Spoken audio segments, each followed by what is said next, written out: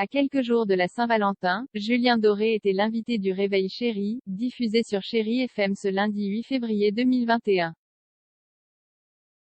L'occasion de raconter ses plus grands déboires sentimentaux. Julien Doré plus suivre ne plus suivre. Chez Julien Doré, l'autodérision est un mode de vie que l'Alésien se plaît à cultiver. Entre ses clips loufoques et ses répliques tordantes sur les réseaux sociaux, le petit prince de la pop française n'hésite pas à se moquer de lui-même.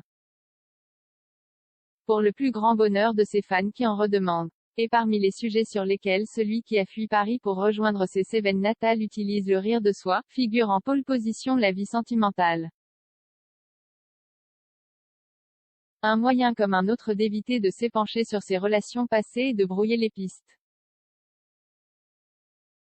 Invité sur le Réveil Chéri sur Chéri FM, ce lundi 8 février, il a été questionné sur la prochaine Saint-Valentin. L'interprète de La Fièvre a donné dans le genre caustique en racontant son plus grand râteau amoureux. Un souvenir qui date de sa 14e année et qu'il n'est pas prêt d'oublier. Je t'aimais, je t'aime et je t'aimerai. Il y avait une jeune femme qui s'appelait Mélanie.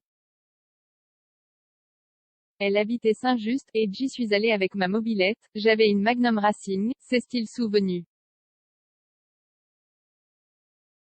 Et pas question de se présenter à ce rendez-vous les mains vides.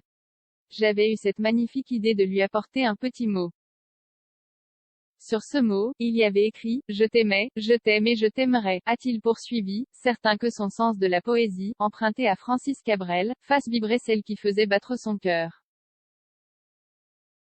Une tentative ratée. Elle m'a dit « Mais Julien, on est amis ». Cette confession a beaucoup amusé les animateurs de l'émission, Sophie Coste et Alexandre Devoise, lesquels n'ont pas manqué de charrier le grand romantique. Tu t'es pris un vent. Tu t'es mis en friendzone direct, a brocardé la présentatrice, non sans malice. Une punchline qui n'a pas arrêté le chéri de ces dames, qui a poursuivi sur une autre situation ubuesque, alors qu'il rejoignait sa copine de l'époque pour la fête des amoureux.